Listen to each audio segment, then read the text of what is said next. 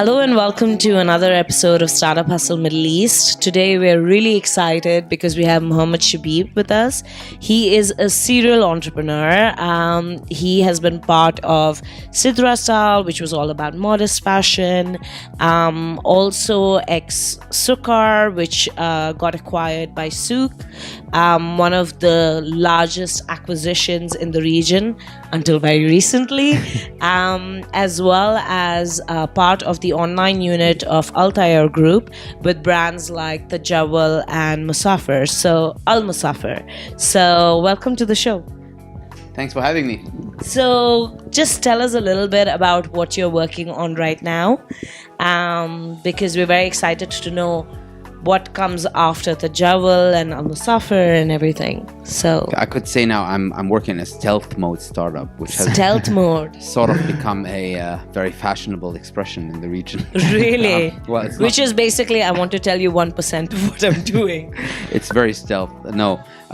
So my co-founder and I, who left the Altair Group with me, the Tajawal context, we're starting a new company. Still in the travel space. We're focusing on travel consumers in the MENA region until Southeast Asia. Okay. If you want, basically the Muslim world of travelers. Okay. And we will focus on very customizable trips.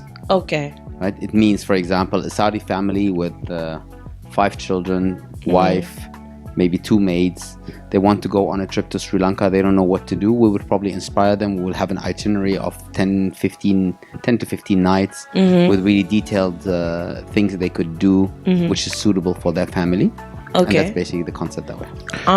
Isn't this target audience mostly doing everything through OTA, through travel agents? Okay, I'll give you one task, okay? Okay. This is one of my typical trips. Okay. I need to fly from Dubai to Frankfurt. I usually take a night flight. I land in the morning. I rent a car. I drive with the car from Frankfurt to Bonn, which is about 160 kilometers. I visit my parents for 6 hours. Then I drive to the airport Cologne. I drop the rental car there. I take a plane to Berlin. I rent a car at Berlin airport. I drive to my hotel in Berlin. I check in at the hotel.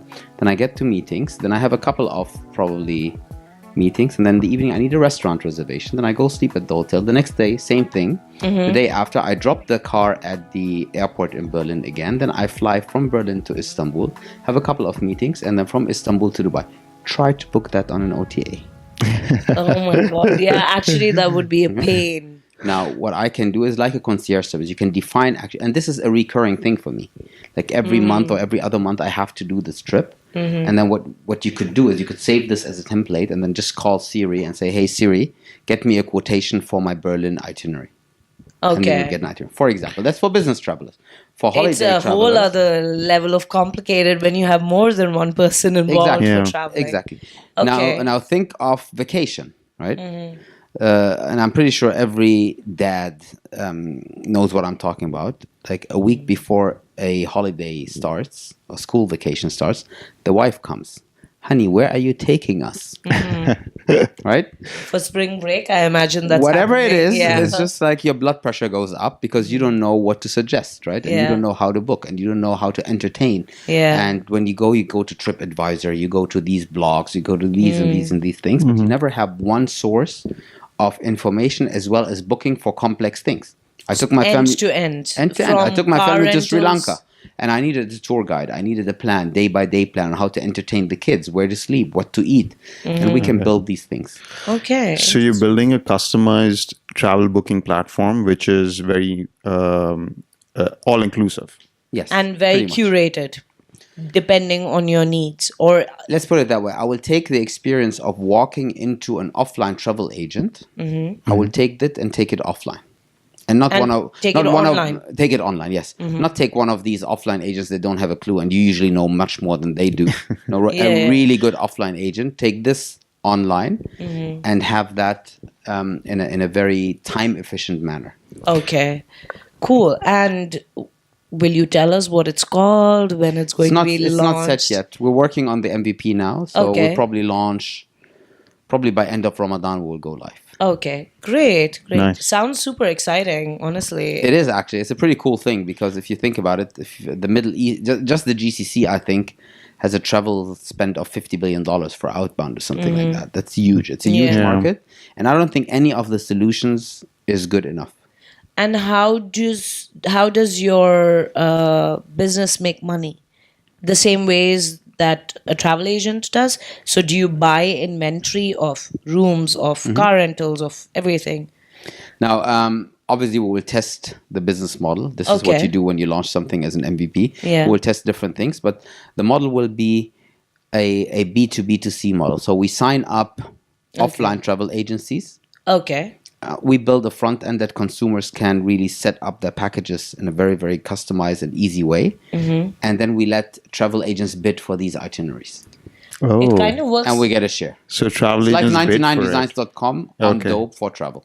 Okay. That is cool, yeah. That is cool. Interesting Because idea. part of it works in the way that a jar car works, where it's Kind of, B2B yeah. to Pretty much, yeah. B2C. And the business model comes actually from experience, from personal experience. The story Right. with like wife coming and asking, where are you taking us? Is a true story. Happened to me in November. Okay. I didn't have a clue. And we ended up asking WhatsApp groups of ladies, where did you take your families? We got some recommendations. We got people introduced to us from Sri Lanka. They came up with itineraries all via WhatsApp.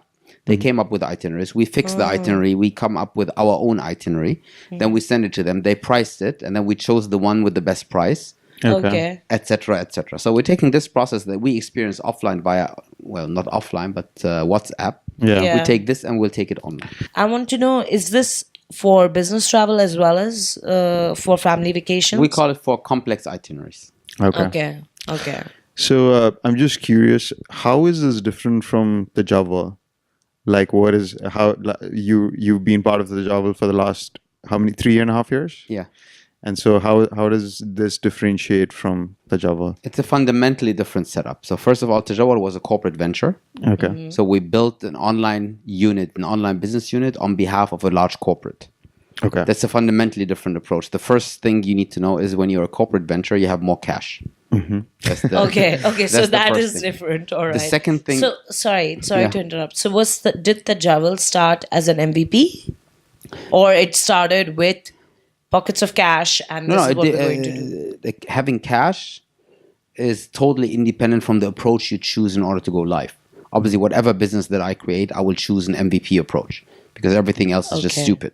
Right. If you Okay. sit there for two years programming and developing and you never launch, I think rule number one is launch very fast, no matter how Yes. much cash you have. Yes. Launch fast and then fix it. Right? And that's what we've done with tajawal as well, regardless Okay. of Great. the owners and the investors behind the company. No, but how do we differ? Tajawal and Almosafer are classic online travel agencies, which is, they sell flights, they sell hotels independently. They have aggregators that provide the content or the inventory, and they sell it and they get a commission. Okay. Now, the value add there is the transaction. Make the transaction easy. Yeah. Now, the value add that we will bring is configure complex trips Okay. And and the have them experiences. executed as easy as possible. Save time having to walk into a Denata office, or save time having to walk into a travel agent in Karama, or wherever you For need sure. to go in order to do complex bookings and Yeah. get inspiration. That's another thing. So we'll use, and I hate this buzzword because everyone keeps using it and they don't have a clue what it means, but artificial intelligence enablement, which means we'll have a recommendation engine that tells you, look, you're a family with 3 children, 7, 6, 3-year-old. We've seen 20,000 other families that like the following itinerary. Why don't you take a look at that, Okay. for example? Or, don't go to Dubai. Don't fly from Dubai on the 15th of, from Riyadh to Dubai on the 15th of April and book Jumeirah Beach Hotel because we expect a sandstorm. Better book a hotel in Dubai Mall instead because, Wow, stuff so like that will be possible. Is it going to be that complex? Yeah. Oh, that's very Over cool. time, probably Yeah. not from day one. That's the thing with anything that's reliant on AI. You need a lot of data Yes. for it to get there. But it's good that the vision is already that okay.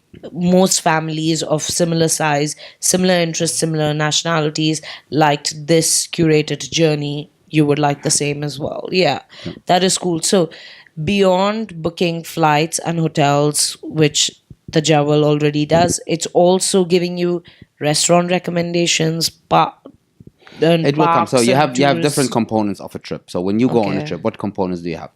You have getting to a destination, which could be train, it could be car, it could be flights, whatever it is. It could be boat. Then you have pickups from airports, from harbors, from whatever. Then you have the accommodation. It could be hotel, it could be furnished apartment, it could be hostel, it could be 200 different Airbnb. things. Yeah. It could be staying with my family, right? Then you have everything around car rental and ground transportation. So you could have a car that you drive yourself. You could have a bus with a driver, small bus with a driver, or minivan with a driver. Then you need things like translator, tour guide. Then you need things like restaurant, entertainment, theater, culture, etc. pp. There's so many components. So let's call it activities on the ground transportation, accommodation, and getting to your destination and navigating between destinations. These are the core things that we will add into our itinerary. Okay, so over time. all of this will be Yeah, of course. included. We'll start in the MVP. We'll start probably with whatever select flights and accommodation, and maybe express your interest in having a rental car and an airport pickup. And then as we go, we increase the scope. Express your interest in having a rental car by ijarcar.com. I have to. Always hustling. Makes sense. Okay, so let's take a step back and let's talk about everything that has led you to here. So you're ex McKinsey, you've started a fashion label, two fashion. One. Sukar was fashion as well. Sukar was about flash sale of fashion. Okay. So can we start right at the beginning? Because I read somewhere that you've been an entrepreneur since you were 12, doing bike repairs. I probably didn't know how to spell entrepreneur back then. So tell us about your background. So I was born and raised in Germany. My parents are both Syrians. Left Syria early on.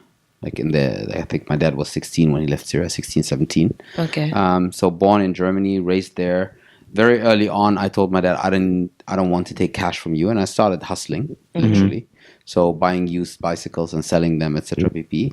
I figured very quickly that, I have a certain skill that I think is required for entrepreneurial activity, which is sales. I can sell stuff. Yeah.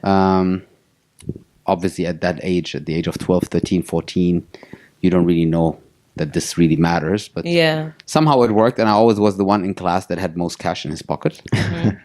So I was also the biggest consumer.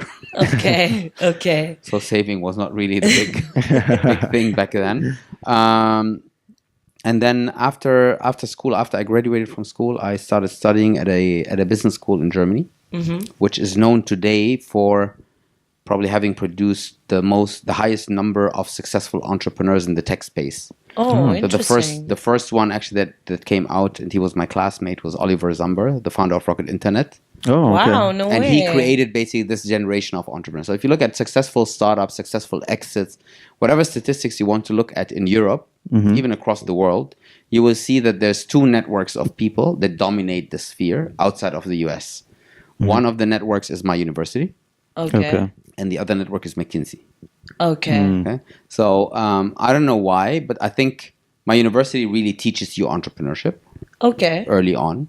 And I think McKinsey is the best school when it comes to execution, ruthless execution. Okay. So combining both, I think, is a big advantage. Yeah.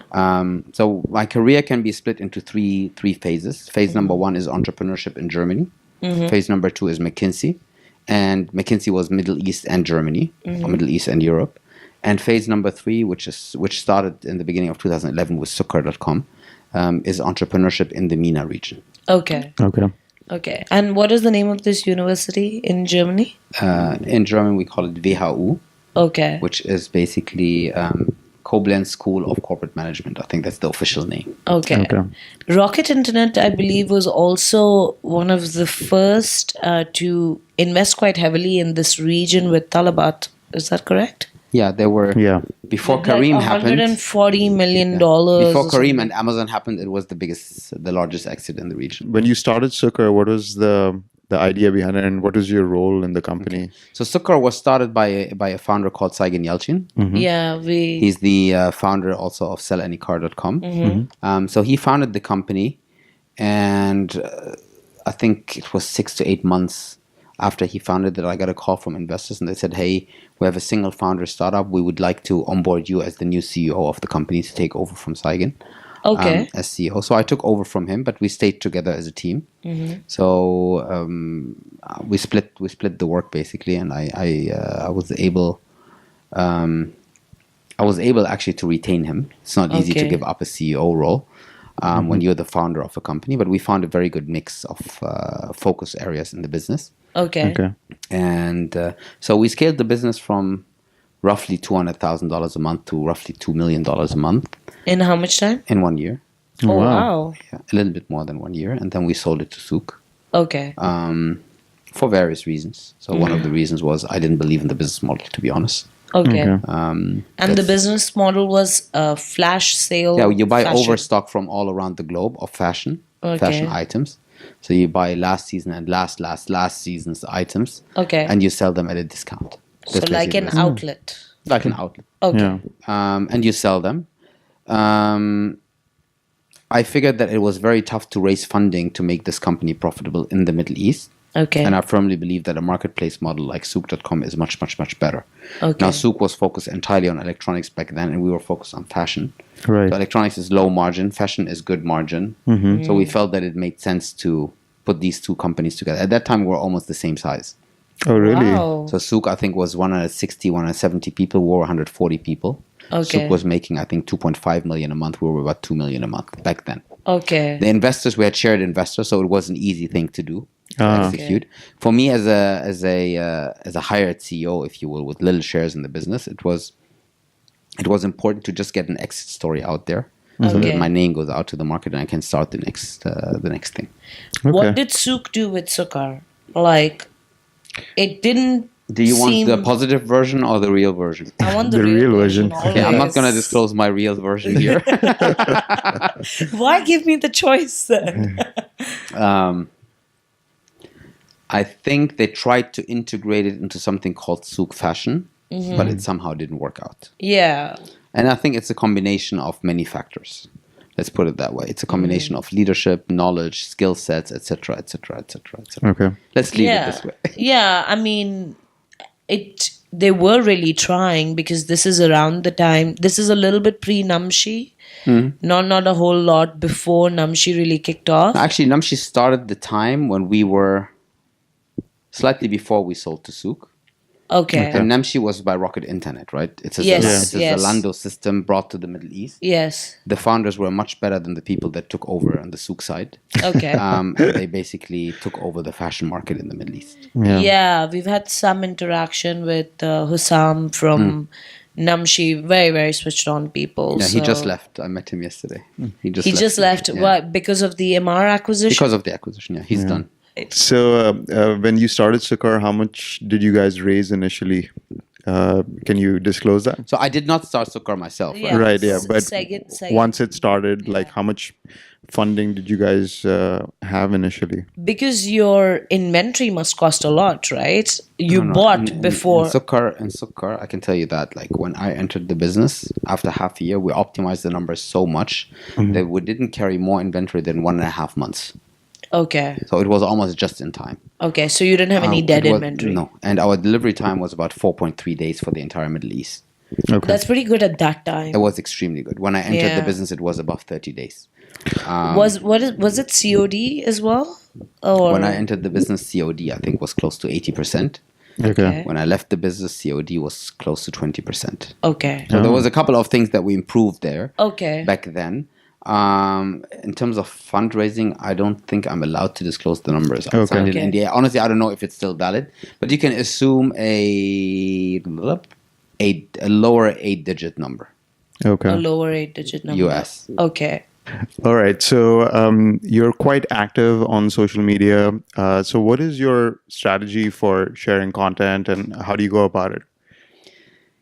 Look, in my 3.5-year tenure as founder and CEO of the Al-Tayyar online space, I have probably rejected most of the requests to meet, like a meeting like that, Okay. simply because I just wanted to focus on the business and I wanted to scale the business. Now that I have a little bit more flexibility in terms of time, and I don't need to respect things like a listed company's PR department, etc. pp. I thought about what can I do to have impact in the regional ecosystem, and that's actually the reason why I'm here. I don't I would probably prefer living in Europe close to my family. My parents are old, etc.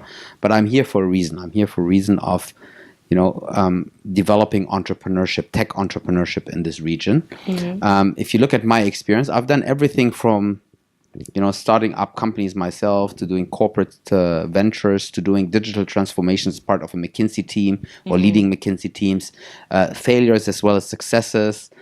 So there's a lot of stuff that I can share that hopefully would have impact. Now, in terms of strategy, how do I do that? Is I'm accepting selective speaking opportunities. And I like it to be cozy environments. Like this one. Why? Because then you can be really very, very real. Yeah. And you're not pushed into a certain format, etc. pp. Exactly. That's one thing. The second thing that I'm doing is I'm sharing a little bit more on social media, but that's more or less a test bed for what I'm planning to do next. Okay. So one of the things that I will do is, and I don't like the comparison, but if you take Gary Vee, there's a lot of content that this gentleman produces.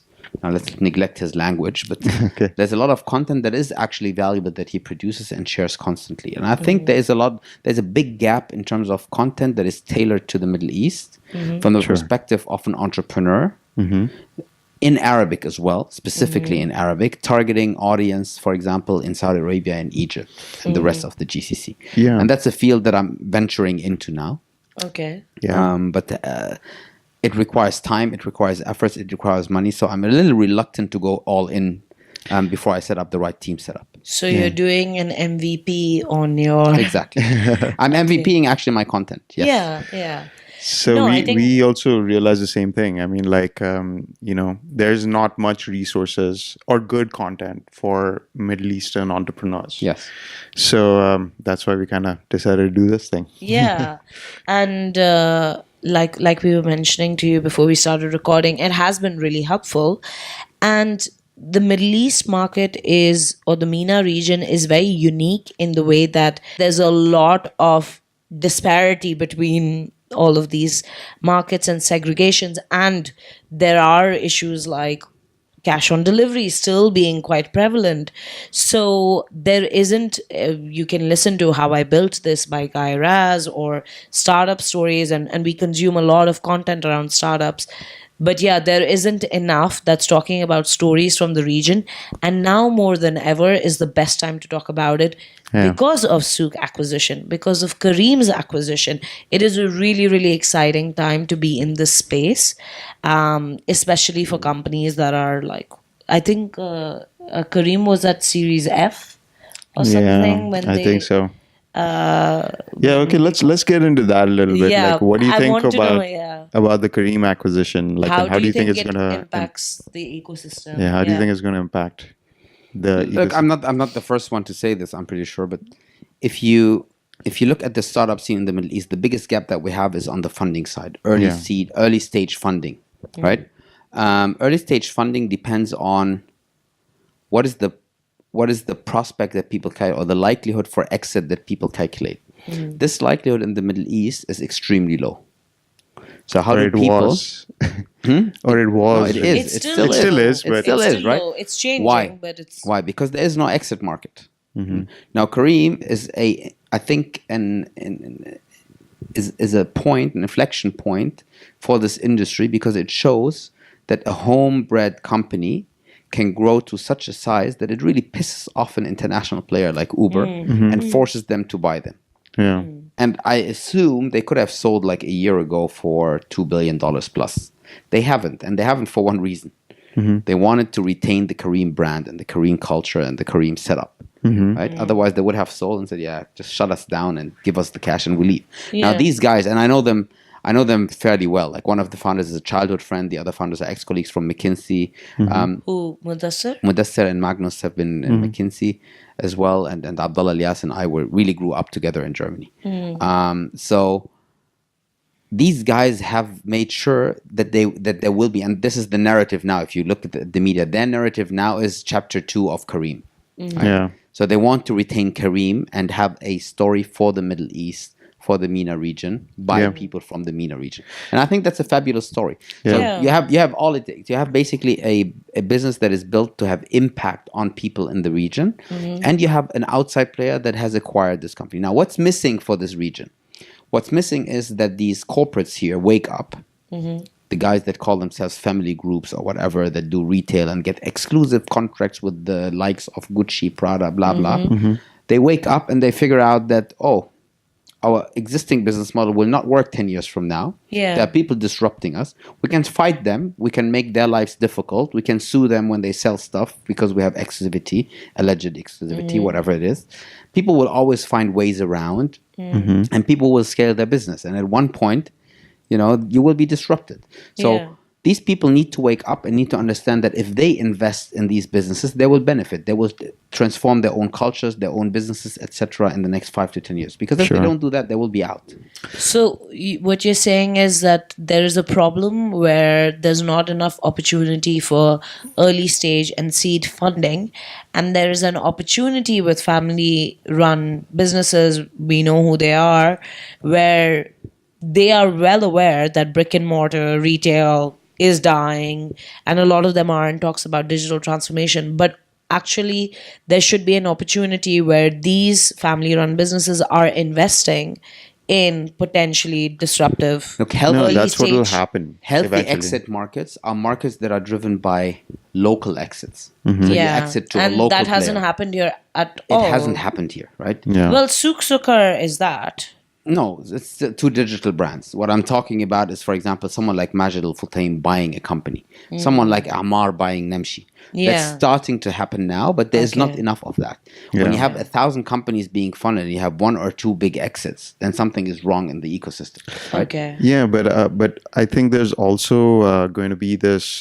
Like I was reading, Kareem's exit resulted in some 125 millionaires, or $25 Dirham millionaires. millionaires, yeah. $25 millionaires, and these people are going to take that money and probably Transfer it back home. What else? I think No, they I would think- invest in the they've tasted success, and I think they're part of the startup ecosystem. So I think there'll be a little bit of that exit money is going to come back into the startup ecosystem. Yeah. And now that people see it in the paper, right? Like Kareem exited for $3 billion. They start believing in the startup model more. So there's definitely going to be, I think, a good That's how positive. Silicon Valley works. That's how London works. That's how Berlin Yeah. works, right? Yeah. People who have been successful entrepreneurs, like everyone knows the PayPal mafia, right? Yeah. There will be a Kareem mafia now. Like all these people who made money on Kareem will put it back into the ecosystem, at least Yeah, partially. that's my Yeah. And hope. this should fuel the ecosystem. That's why I'm saying this is an inflection point. Yeah. Why? Because two things, like the visibility of it on a global scale. Yeah. And the second thing is you have people here that now have a lighthouse project they believe in that will become their role model, and they will push harder into becoming entrepreneurs. Yeah. So it will attract seed money and early stage money because exit possibilities apparently are there. Yeah. And the second thing is it will attract better entrepreneurs to come to this region, because let's face it, the entrepreneur material that you have in this region still is way below the quality that you see in Europe or in the Valley, And why do you think that is? because we don't have good education here. Okay. That's the simplest thing. Okay. So, I mean, from your background, the university you went in, and also McKinsey, and knowing people from Rocket Internet and Zalando and everything, how important is the network in the company that you keep in determining your success as an entrepreneur? I think when you're depending on fundraising, your network helps tremendously.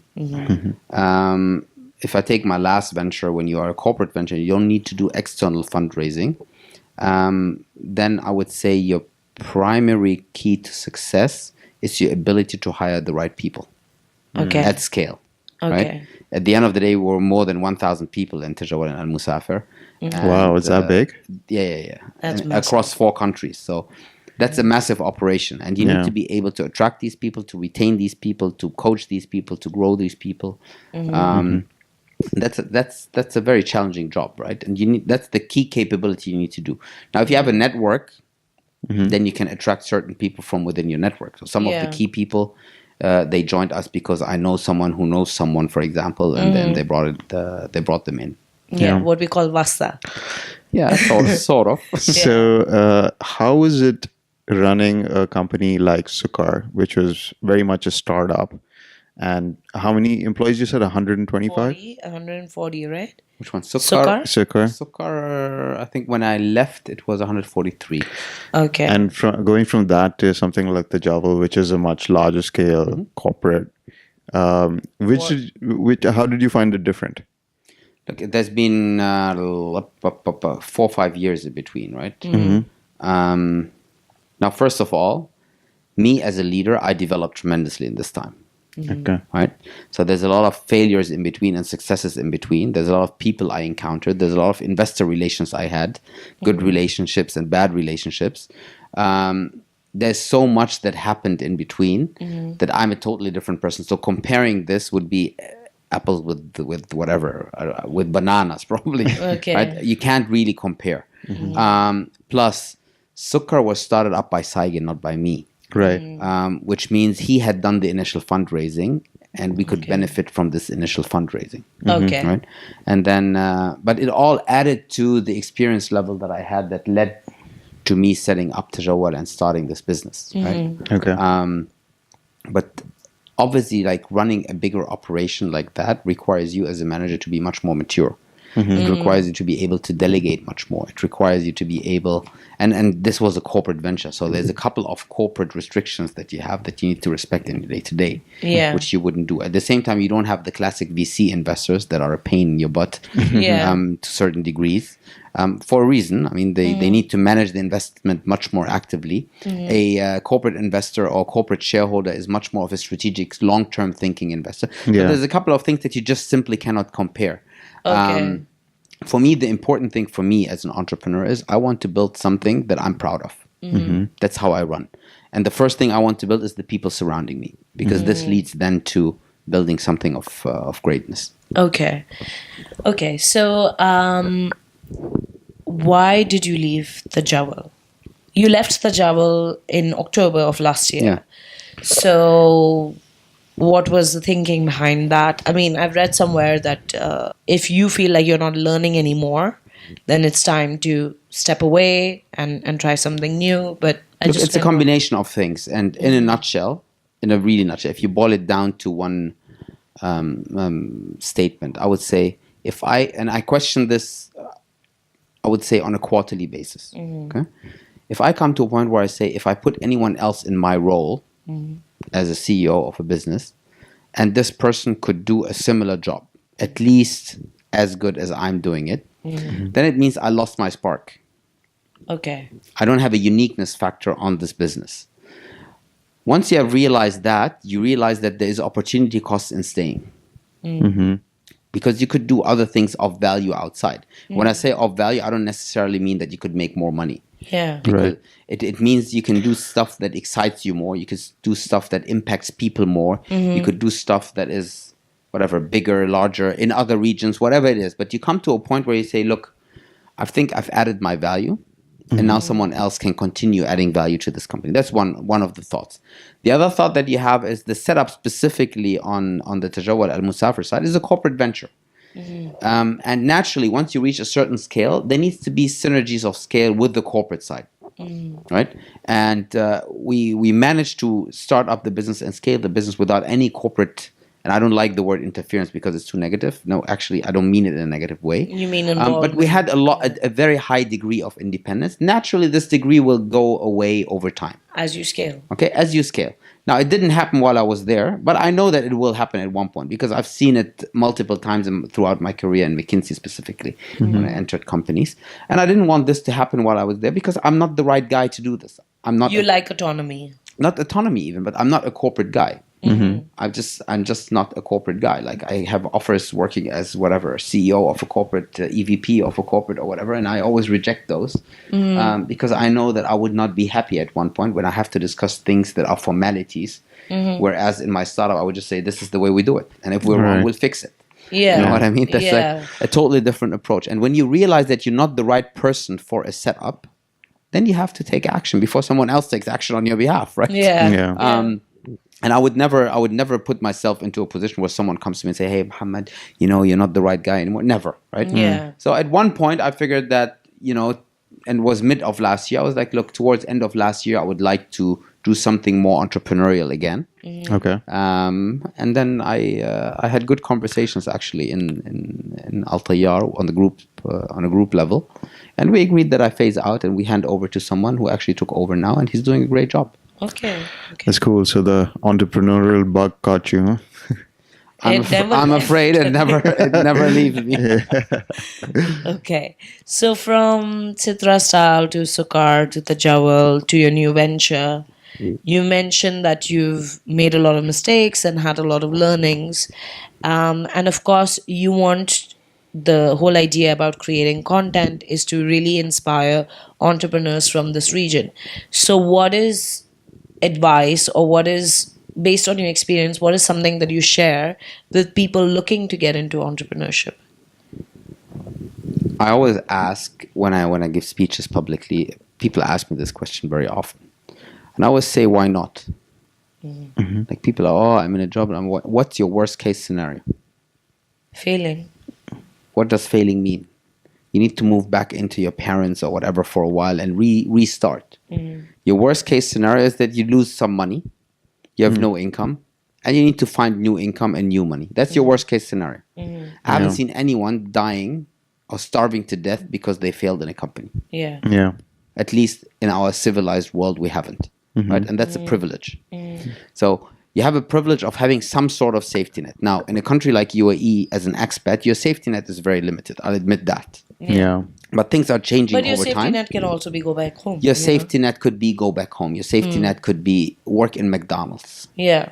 Honestly, like if you don't have money, work as a waitress for 2, 3, 4 months and reset. Wash cars, do whatever is necessary in order to do stuff. But usually when you're an entrepreneur, you hustle.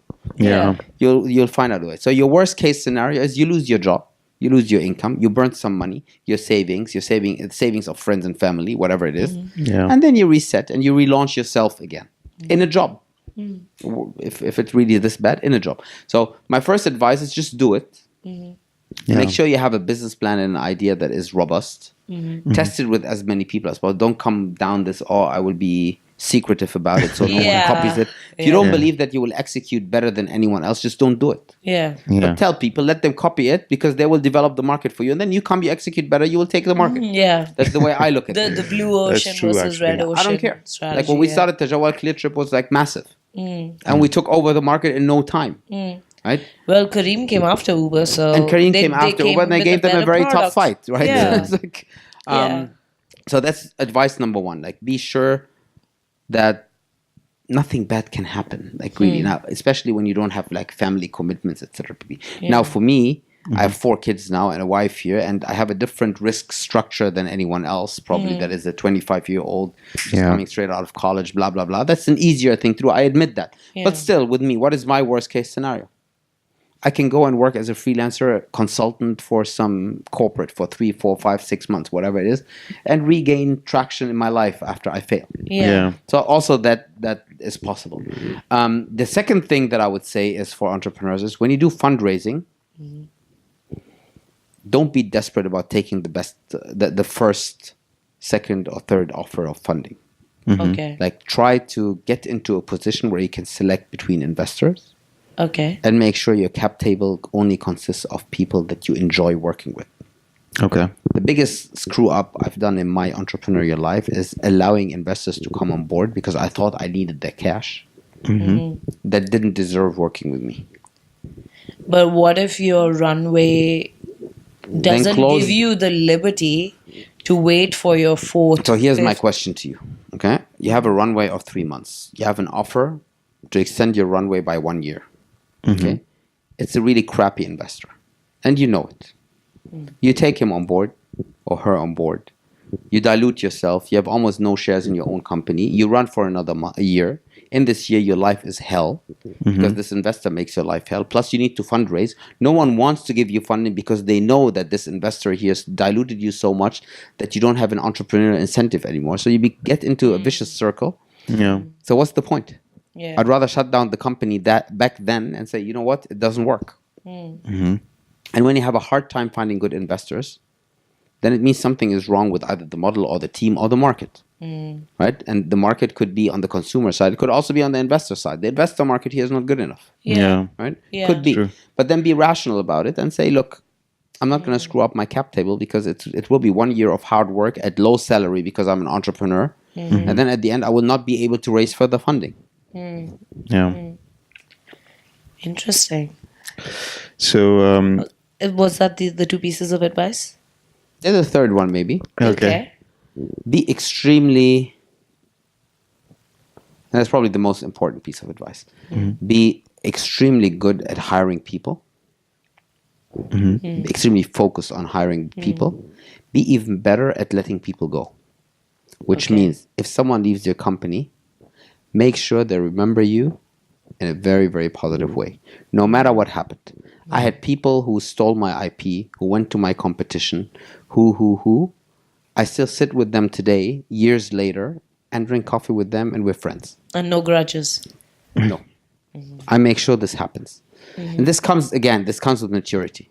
When I was 24 in my first startup and people left the competition, blah, blah, I wanted to kill them, literally. Not going for and you start talking about them badly, blah, blah, blah. But what's the point? Yeah. If you think about it, the only reason why you do that is ego. And ego has always been the reason for all the wars in this world. It doesn't make sense. True. Yeah. We've had quite a few people on the show, but I don't think anybody has stressed on talent as much as you, Yeah. which is interesting. What are you without talent surrounding you? You're a one-man show fighting and you will die. No. I'm completely all for it. I completely prescribe to it and I buy into it.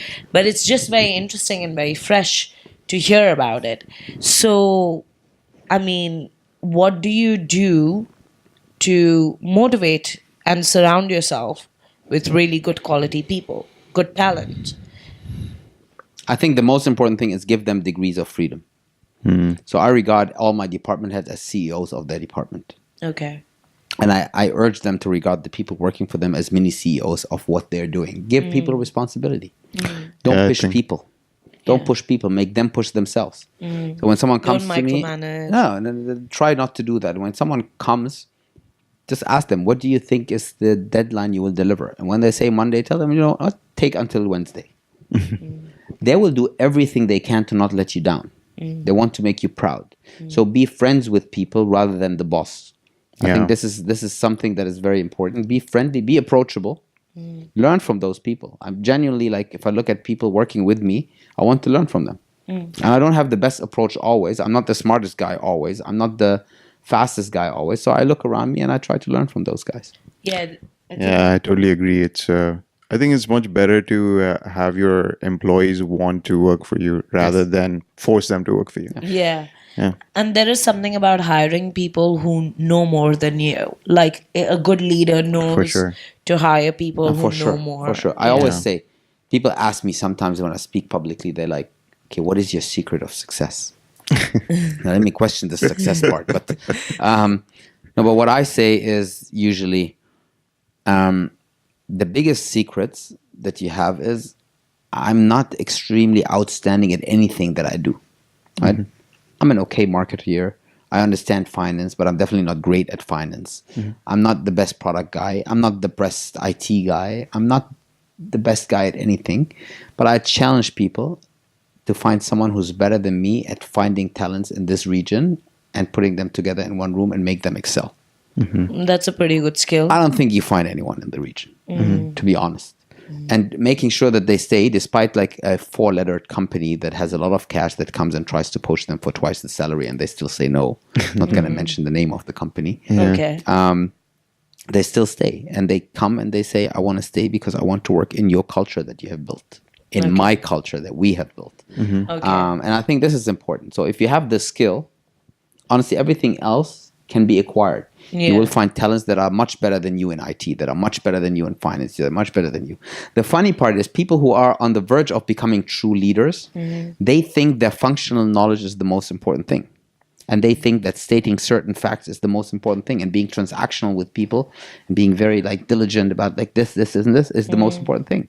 When you grow, and I was like that literally 10 years ago. And when you become a little more mature as a leader, you figure that, the soft aspects of leadership are far more important than delivering number A, B, C, whatever it is. Yeah, because the tool set is changing so much, so that it's completely irrelevant. It is the soft skills that matter quite a bit, for sure. So you're good at detecting talent and nurturing talent. Yes. Okay. I hope so. Okay. I'm still learning, but I think at least when I compare myself to who I was 5, 6, 7, 8 years ago, I'm definitely 10,000 times better. Okay, great. So, based on your experience right now with your new entrepreneurial venture, your pre-MVP, what are your plans for it? How are you looking to fundraise? What does the roadmap look like? So we're developing our MVP and we want to launch it and test and scale a little bit. For that, we're injecting a couple of $100,000 ourselves, my co-founder and I. To get the traction. And the funny part is I was just at Silicon Valley. I was just in Germany. Like literally every time I tell anyone my story and our story for the new venture, people are lined up and say, hey, why don't you move here? We invest. And then they talk about millions of dollars at a valuation that makes sense for a founder. Okay. Here in the Middle East, you still have to look for investors and sort of pitch yourself. Whereas in the other location, they pitch for you. If they know you're a seasoned entrepreneur, you've done some stuff, investors really fight with each other to get this deal, right? And I think this is something we still need to figure out. How do we approach fundraising during the summer break? You probably will hit the summer break. So we somehow need to bridge July, August, then come September, we'll start fundraising properly. Okay. But I see it coming. Like we will talk to people that will frustrate us here. I'm very positive about certain tendencies that I see. There's a lot of stuff happening in Abu Dhabi. There's new funds that are being set up in Saudi Arabia, also looking at consumer tech businesses. Great. And we'll see what happens. But I guess in general, what you find in this, and I'm considering actually moving the company from here to Berlin. Okay. Just simply started off there to get the initial funding in a proper structure. And then operate a certain team here just to keep the Middle Eastern DNA. But it's much easier to be based out of Europe or I would not move to the US, but like to be based out of Europe to attract investment, smart money as they call it, is much easier in Europe than here. Okay.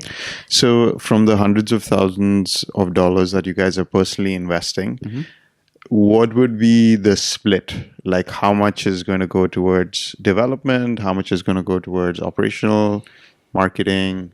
I would say 60% will go into marketing. Okay. The rest into staff. So hiring developers and people and operational setup, etc. And the tech? Tech is part of the people. We develop everything in-house. So. Okay, great. That's awesome. Yeah, we're techies. Okay. Well, my CTO would kill me now if I say that. He thinks I'm not He a techie. doesn't think you're a techie.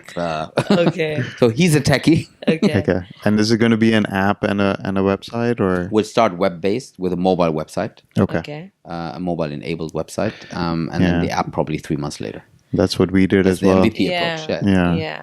And which do you think is going to be the biggest market for you starting out? Are you looking at UAE? Yeah, starting will be, the focus will be Saudi Arabia outbound and UAE outbound. Okay. Maybe Kuwait as well. But we'll focus probably initially. Okay. But in the long run, the biggest markets will be Indonesia, Malaysia, China. Okay. These are the markets to look at. Okay. We've also heard from other people that we've had on the show that aside from fundraising being a challenge, it's also closing a round of funding that takes double the amount of time that it would in Silicon Valley and things. So I think that lead time, have you faced this as a challenge as well in the region? I think there's many challenges in this region. I'll give you one example. Like about 2 months ago, I was sitting with someone, a very, very high net worth individual. We were discussing the project and he's like, I'm in. I'll take half of your, I was not even fundraising. The guy heard about it, the gentleman heard about us and he's like, hey, I commit. And then literally 2 days later, I'm like, hey, thanks for committing to blah, blah. He's like, you must have misunderstood. That's after handshake and hugging. So this happens quite often in this region where people say something and they don't mean it, where people disappear, don't respond to emails, to phone calls, etc. pp. You need to manage. And my approach to that is I don't go out pitching. I talk to various people about what we're doing. And if someone is truly interested, they would approach us. Yeah. And then we have a very like eye-to-eye conversation where we say, look, this is what we're doing. Do you think you can help us? Do you think we add value to your portfolio? Yeah. And if the answer is yes on both sides, then it makes sense to engage. And then you can be sure that the guys want to close the deal very quickly. Yeah. Sure. Okay. All right. On that note, if you guys are looking to invest in a company, Yeah. Yeah. how much Yeah. are you looking to raise? Honestly, we haven't defined that. I would say the pre-series A round will be close to $2 million, I would assume now. Okay. But again, like we're totally open to anything, and we're not actively raising now. Okay. First Okay. MVP, then we see the traction, then we'll become very expensive. No, Very but good. it definitely sounds like a very exciting venture that is answering a pain point. Hopefully. So no, I would. Would you book your trip? Definitely. See, I have We'll the first definitely use it. customer. Exactly. Especially like- for multi-destination. Yeah, It's exactly. a pain So to do that truthfully, online. everyone I talk to from my friend circle that goes on vacation with Yeah. family is like, please Yeah. launch. Yeah. I get my wife off my back, or I get my kids off my back, or I get this whole stress about figuring out where to go and how to book and blah blah Yeah. off my back. Yeah. And I think this is a good indicator whether this works or not. Yeah. A product market fit. All right. On that note, I think we're going to wind up. Thank you for being on the podcast and sharing pleasure. your experience. Yeah, it was very exciting. Yeah, very cool. All the best with your startup. Looking forward to check it out. So it's going to be launching post Ramadan, hopefully. I guess so. So we'll leave links for all the social media in the description of this YouTube video or podcast, however you guys are consuming it.